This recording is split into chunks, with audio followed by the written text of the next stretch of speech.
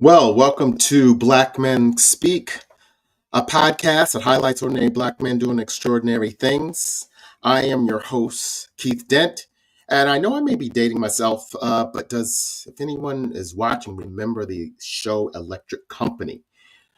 It was a children's show, but it had such notables as Morgan Freeman, Rita Moreno, and Bill Cosby as the first year stars on that show.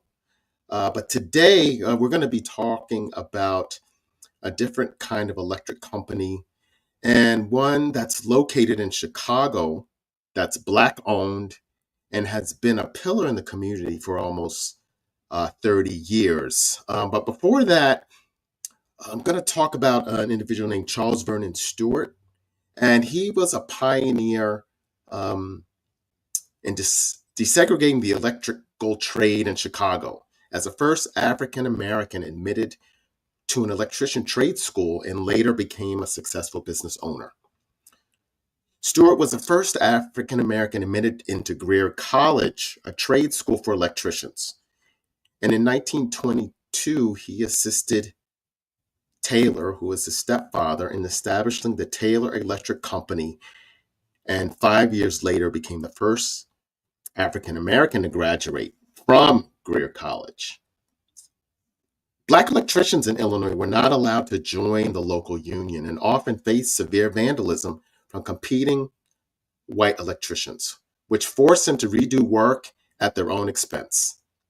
In response, Stewart organized a group of Black electricians and successfully appealed to the government to grant a charter which would allow them not only legal rights to practice as electricians, but also legally stop competing electricians from destroying their work.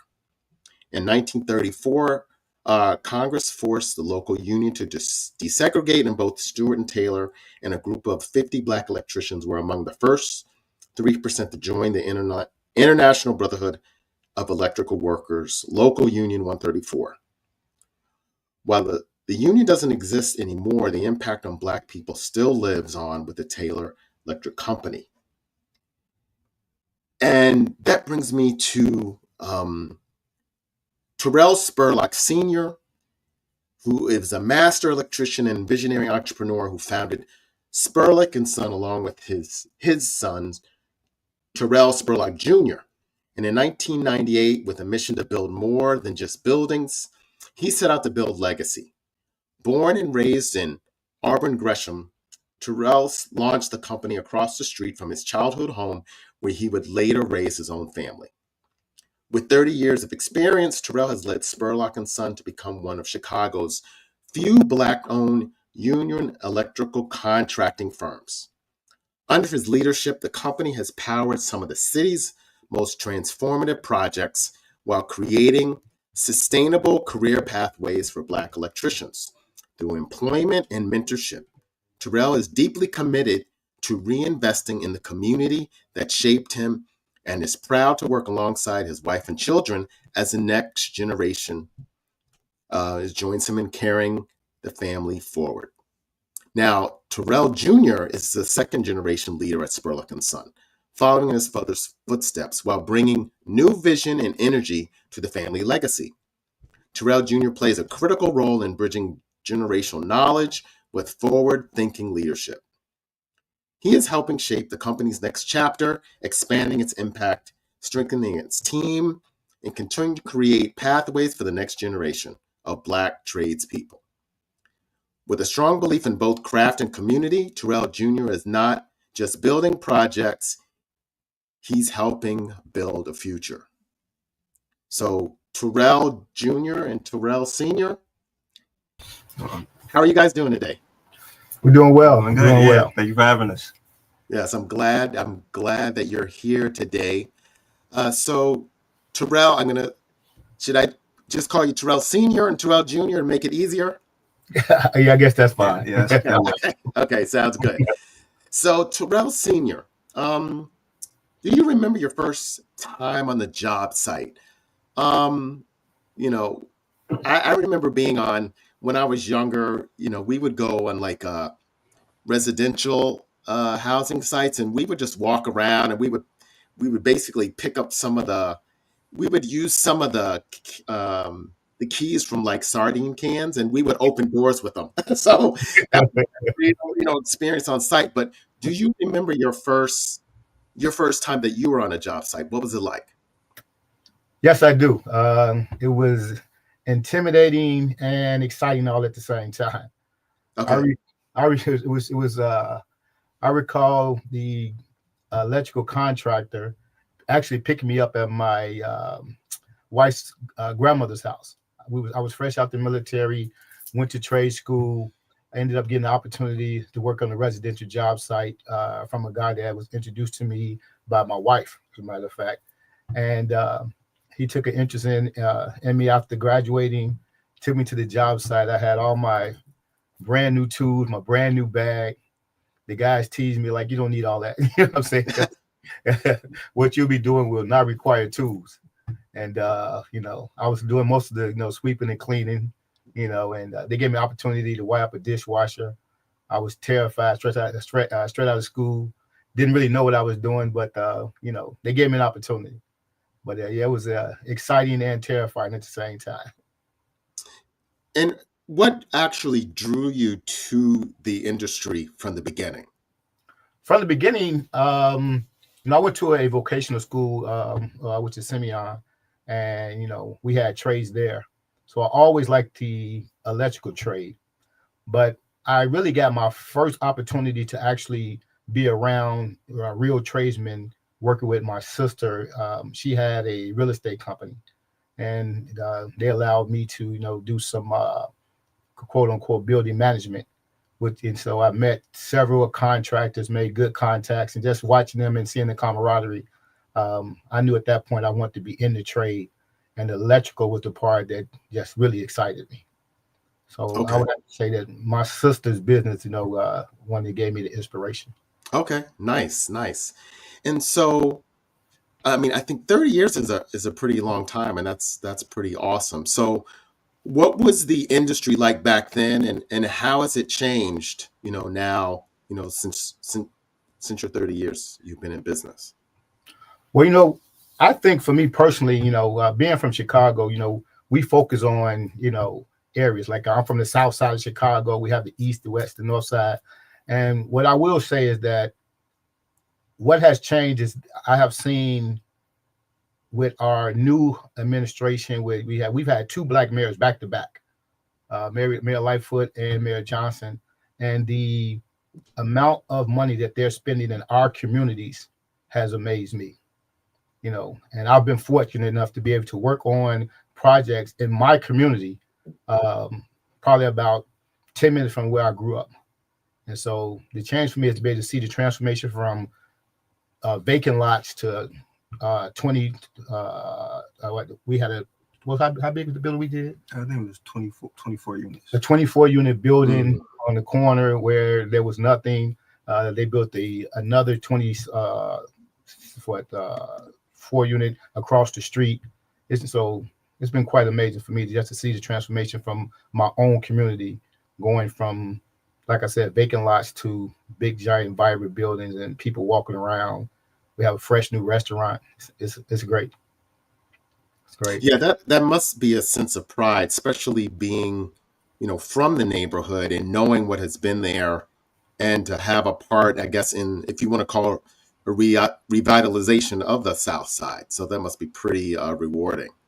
Yes, it is. Yes, it is. Yeah. And now this is definitely a family business, and so your wife and your daughter, they're also a part of the business as well. So just in your wife specifically, what made her to decide to join you in the business? Well, actually, when I first posed the the question to my wife, like, I think that you should be a part of this, and she couldn't fathom leaving her 9 to 5.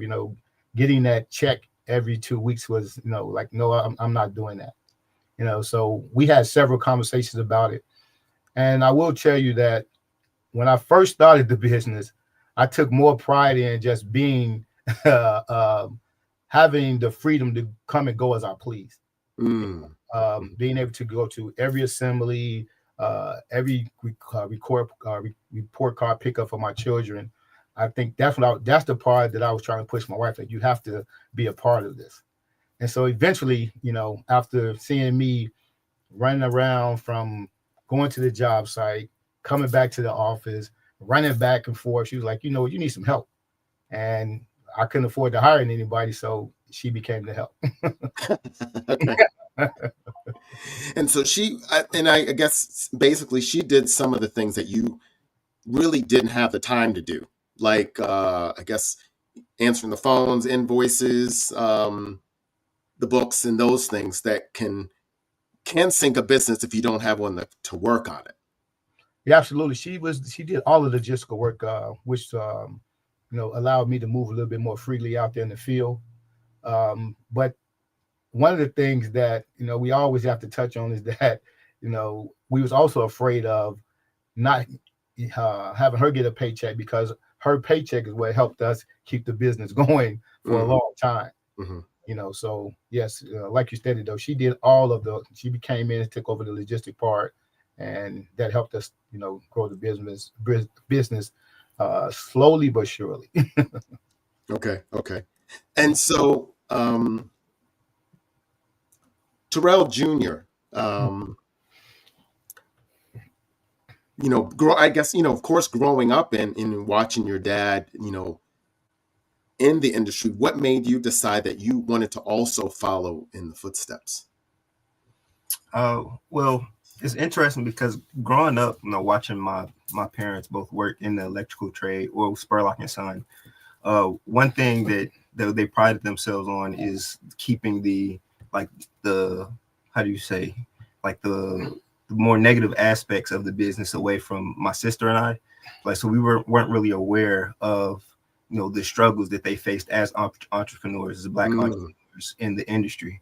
So, I've like you said, I've always been around it. I've had opportunities growing up, working at projects with my father, doing just small things like cleaning up or putting in outlets or, light switches. But, as I got older, going into college, I wasn't really sure what route I wanted to take. I knew my one of the things I was passionate about was, community service, working from helping my community, which is something both of my parents instilled in me. And also, history, knowing why our communities look the way they do, how we got from, basically knowing where we came from, so we can have a better understanding of where we're going. So I knew I was majoring in history at the University of Illinois. I wasn't sure whether I wanted to go into law school or become a teacher or continue my education as a PhD student. So with that, I'm having these my life essentially at a crossroads to where I'm going, next steps after I graduate. And at the same time, my father was actually simultaneously, his life was at a crossroads as well with the business. He had his first $1 million project, and after getting into the project for a while, things started to go left. The project wasn't going the way it was supposed to. He was having a lot of struggles. So we're essentially kind of confining each other about not being sure where I'm going next, and him actually for the first time opening up to me about the struggles, like the nastier parts of the construction industry, of the business. And so before that, at those times where I was working for Spurlock and Son, in my head it was a finely tuned machine. I wasn't even really sure if they needed me to come help out in the business. But after these conversations with my father about the business and me kind of connecting it back to my passions of like helping my community, helping Black people, as well as understanding why some of those struggles that we have as Black people trying to start businesses or be successful in our certain trades, wherever they may be. I realized that I can take those passions that I have and then apply them to Spurlock and Son. Supporting my father whatever way I can, or my mother as Spurlock and Son, the business in different ways. And so I've been with the company since I graduated in 2019. So it's almost 6 years since I've been with Spurlock and Son, just trying to help out any way I can, helping the business grow. Wow, that's fantastic. It goes by really quickly, doesn't it? Yeah, it does. Yeah, and so you mentioned that you got $1 million project. Now, was that your biggest project, and what were some of those struggles that you had as a business owner? Yes, that was our biggest project, and I think we went into the project actually thinking it was just going to be just pipe and wires. We had a relationship with the owner, which was Chicago Housing Authority, but we didn't have a relationship with the GC. And so it was a lot of, I would say on our side, I don't think we really planned properly.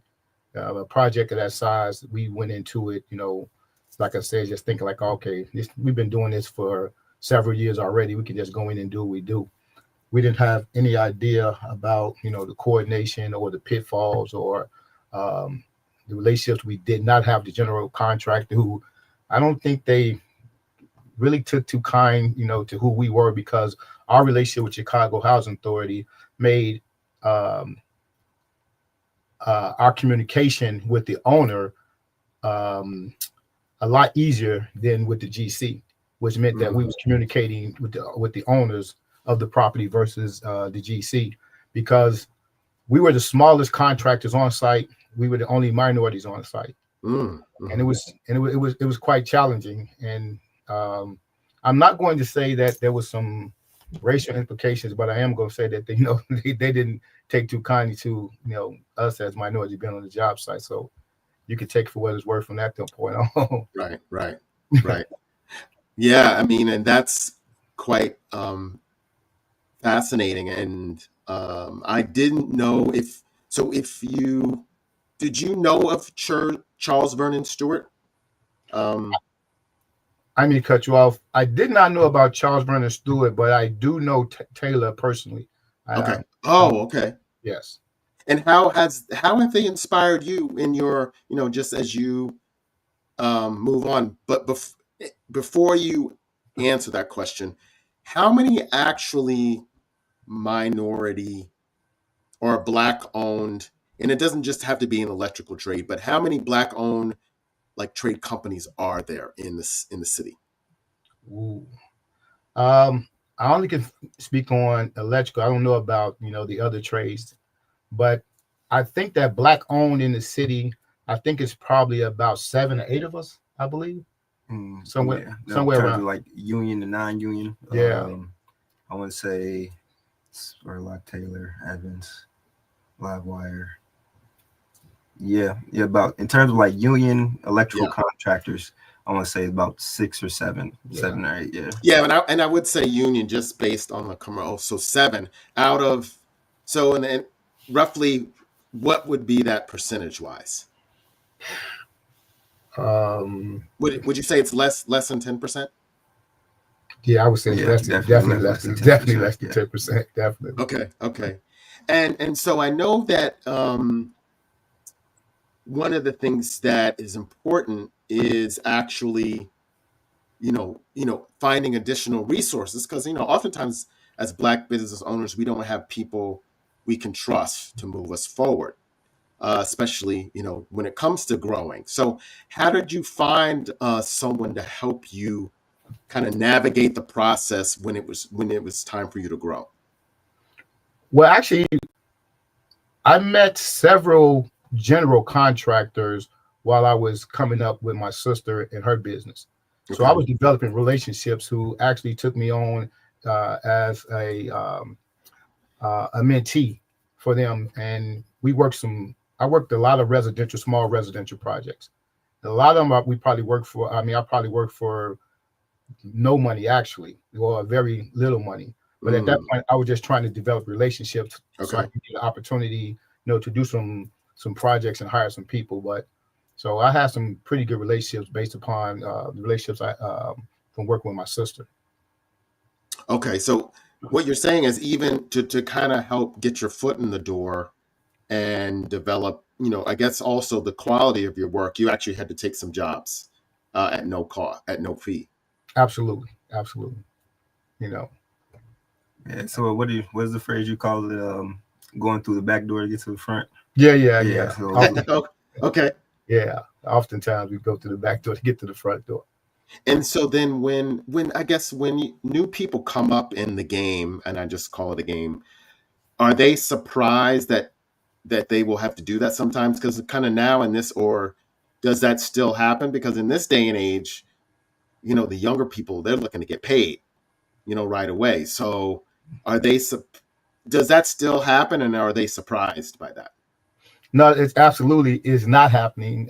We've had a couple of situations where if the contractor didn't have the funds, that the electrician wouldn't even they won't even show up. And I understand that. I mean, I've had several conversations because I would never tell anybody to go out and work for free. At the end of the day, we all have families to feed and bills to pay. So it was a different time for me.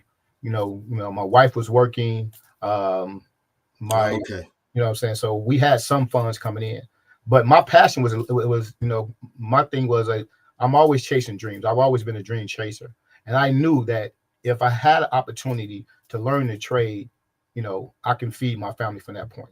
So for me, it was like, what, just give me enough information that I can just move forward, and I can make this thing happen.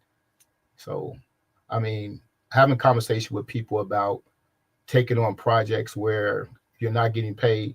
No, we don't have those type of conversations. Okay, that doesn't happen now. No, it doesn't happen at all. Okay, great. So just from a novice person that I am, what are some of if people that are maybe interested, but they have no clue of all the types of things that you do? Give me, I guess, 3 or 4 things that your business per se is responsible for when you go on a site. And let's just use commercial, since those are bigger projects that you would work on. Yeah, I mean, for us as electricians, we're responsible for, first and foremost, making sure that the site has temporary power, so all the tradesmen can plug up their equipment. The trailers that the contractors and the other the general contractor and the contractors have, we have to make sure we bring power to their trailers so they can utilize those for offices. So that's the main thing. First thing we get on the site is making sure that everybody that's working on that site has power, which we would coordinate that through our utility company, which is ComEd. We'll make those coordinations and make sure that all of the proper electrical applications have been submitted, so there's no snafus. And once the building has power, then all the tradesmen can start doing their prospective trades. So that's the initial part of this construction when we first start the project. Okay, so you're in essence of the first people on the site. In order to make it go, you really have to make sure the electricity is set up so people can actually get started. Yes, we're first on the site, correct. Okay, and would you say that you're spending every waking hour on the site for the most part? Because I would assume you have to be there pretty much, or you need to have personnel there at all times. Yes, I'm not there personally, but yes, we do have to have a foreman there at all times, because once we have power to the site, we ultimately responsible in the event that the power goes down. We got to make sure we get it back up. So at that point, we have coordinated with the GC and made sure that if we're going to be setting up the temp, we also are looking at other aspects of the project that we're doing. I don't care if it's while they're trenching, we can put our conduits in the ground for the site work. When I say site work, we have utility poles that's going in. We have duct banks that's going in. The duct banks are the conduits that we utilize to get power to the switch gear that energizes the entire building. So we're there from that point on to the duration. Okay. All right. Great. And so how many employees do you have in your company? Right now we have 10. 10. Okay. And do all of your employees come from the South Side? Yes. Okay. And is that by design? And if so, why? And how has that, since you are from the South Side, how rewarding has that been in order to do that? Well, first and foremost, there is an incentive that you do receive for having employees that live in the city on the South Side. Okay. But Yeah, depending on the project. yeah, depending on the project. But what I will say is that all of my employees were handpicked by me, and I think majority of them, to be honest with you, started, well, when we fresh off the ground. This is prior to us becoming union. Okay. These were people that I met along the way who believed in my vision, believed in my dream, and we started doing residential projects. And as we started to grow, we had some projects that was starting to become over $100,000. The union started watching, and then that's when we became union. I ended up taking all of those guys with me to the union. Okay. And so when you initially started, you weren't a union shop, is that right? No, we did not start as a union shop. Okay. And what made you decide to go that route? Well, we started doing bigger projects, and in the city of Chicago, if you start doing bigger projects, the way that you can, what's the word I'm looking for, make sure that you don't have any union issues, is probably best that you go union. It wasn't, something that I seeked out. I just knew that the project that I was doing, in order for me to be successful on them, I had to be union. And does that help to be union when you're actually going for larger projects? Absolutely. The city of Chicago is a very union heavy city. In order to do larger projects, you almost have to be union, especially commercial. Okay. Oh, that's great. So Terrell Jr., you've been on 6 years, right? Is that? Yeah. So June. Yeah. So interesting question. What have you learned from your dad being now? Because before you said you didn't learn a lot about some of the challenges of the business, but as you were, I guess, more entrenched, you saw some of the you peeled back some of the weeds, and you're like, okay, there's some stuff that goes on. But I'd love to know what you've actually learned from your dad being with him on a everyday basis now. And what has he learned? What do you think he's learned from you? So what I've learned from him is just the perseverance, perseverance in, doing something you believe in. There was there's so many hard falls that, he faces every day as a, business owner in a difficult industry that the construction is, especially in a market like Chicago, that could be very discouraging to most people, especially him coming from, going back to the non-union side of it. Most electrical contractors, electricians who decide to start their own business and become a union shop, they start off as union electricians. My father, he went to a trade school called Cohen. That's where he got trained, but he never actually became a union electrician with IBEW 134. So, for him to kind of just, decide to take that leap of faith in himself and, I'm going to start this electrical contracting business. I'm confident in my ability. I know this is what I want to do. It's really, inspiring to me, especially like you said, pulling back the weeds of it and, knowing the entire story of background of Spurlock and Son a lot more than I did growing up. Growing up is just, my father's an electrician, and I know he goes to work every day, and I've been with him pulling wires sometimes, but, and then having that understanding of, the history of Black entrepreneurship and, the struggles that we face as people trying to, start our own business, that perseverance has really been inspiring to me. Knowing how to negotiate, be a business owner, look for different opportunities, and so your business can grow. Opportunities for your employees can also continue to work and be able to build their own wealth and support their own families. Feed their families, not just our own. That's definitely been something I've learned from him, just being around him every day, working for the business. And I think what I've been able to teach him, computer literacy. Okay. You know, when I did get to Spurlock and Son, there were some things that were a bit antiquated with our daily operations. So I was able to kind of bring us into the 21st century a bit.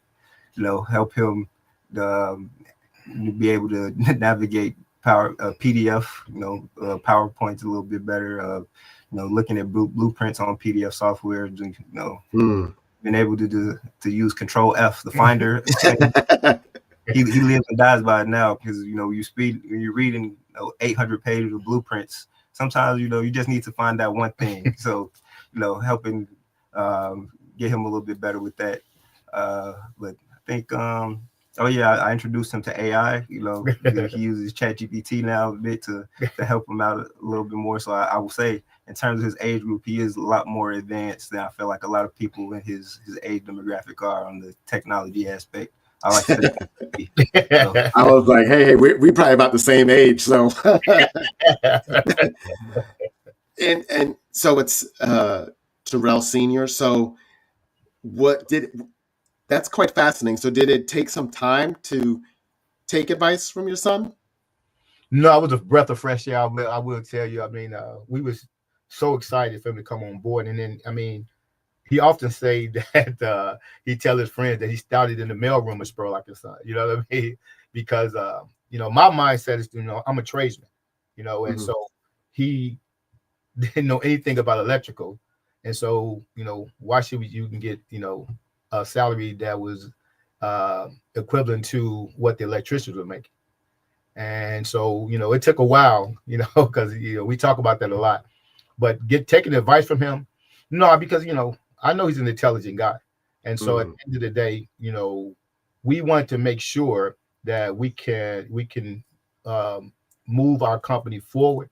And we knew, even though my wife, and I want to make sure we give her some credit for this, that she is computer literate, but she still does not have the knowledge that a young, what was you like 21, a young 21 college kid has. So we was excited. So it was no problem taking advice from him at all. Awesome.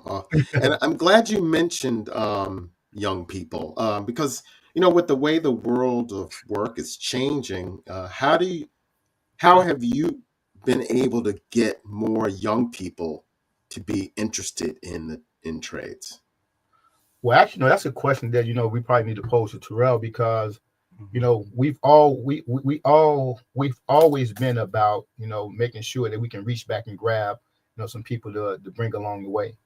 And so with them, him and my daughter starting a non-for-profit, to help get people in the trade, that's more of a question for Terrell. Yeah. So when I think back to those conversations I was having with my father about senior year of college, we started talking about the trades specifically, and it made me think back to when I was in high school. In the high school I went to, Lindblom, in the south side of Chicago. During lunch, we would have different colleges and also different military branches of the military come, and they would table in our lunchroom, and we could go up to them, speak to them, ask about how to get into their school, or how we would get into the military branch that they represented. But then it made me think we never had anybody from the trade coming in and speaking to us about that career route. And so that made me think of when we expand these conversations as a family, and we need to actually reach out to young people and actually show them that this is a viable career opportunity for them at an early age. Because I think other racial demographics, they already have an understanding that I could feed my family, build generational wealth as an electrician, as a carpenter, as a painter, as a plumber. And I don't really think that we have those type of conversations, or even that's the actual thought of in our community a lot of the time. We might know people who are in the trades, or who do certain things. We might see people working, but I don't really think we see ourselves in that as like, oh, I could be that, or I could do that. And so that's why we started Power of People community initiatives, my sister and I, to help start bridging that gap, using the knowledge that we have accumulated as a family, as Spurlock and Son, and also as our network as Black people in the trades, and trying to connect that to the younger generation and show them that you can be an electrician, or even you can be in the trades as an electrical contracting trade, and you don't have to specifically be just an electrician. You could be a project manager, you can be an estimator. There's plenty of different career avenues within the construction industry that that isn't just physical labor. That and I think that also that's one thing that when people think of the construction, they just think of you in the field, in the trenches, doing hard work. Hard work, which is a key aspect, which that's how projects get done, but that's just not the only aspect of construction. So it's a lot of moving pieces that I don't really think a lot of young people understand. And are they mostly surprised, I guess, when they see you? I guess however you present your presentations, or when you go to the schools and talk about the industry and all of the positive aspects of it. Yeah, they are, because I really don't think people really in our community, they don't really see electricians or electrical contractors, people coming to their schools from our specific industry and having these conversations with them. Now, I really don't think a lot of people don't really know the difference between electrician and electrical contractor. Those are two different things within itself. So kind of like pulling back the veil a bit and having these conversations and informing people about the different opportunities. I think it is definitely surprising to them. Mm-hmm. Great. And so as you move into your, I guess, your third, you're approaching your 30-year anniversary, or what are you looking forward to, or what does the future of Spurlock and Sons look like? The future of Spurlock and Son, for me personally, is the second generation. We're excited about the how Terrell have took the bull by the horns and decided this is what I really want to do. And so we have conversations about when I'm going to eventually retire. And my daughter had put a date on it. I'm 56. And so she was like, well, you're going to retire at 60. And I was like, no, I'm probably going to retire, when I can no longer walk into this office. But, to be honest with you, now that we have some great conversation. And I feel like, once Terrell, gets comfortable enough where I can just come in and do some estimating, so the future would be, Dad coming in doing estimating, Terrell's running the business, and and I'm having the freedom to roam around and do whatever I want to do and still collect the paycheck from Spurlock and Son. So and then just what is estimating? Estimated is when if you take a look at a project or a building, just to say a residential home, somebody has to give a cost on what it's going to take. I see. All electrical inside that building. Right. Okay. Yeah, that's what I thought. I just wanted to make sure. That's pretty cool. Yeah. So taking over the business, and so what excites you about that, Terrell Jr.? And what scares you about it? Well, what excites me is just being able to build off the foundation that my parents have set with Spurlock and Son.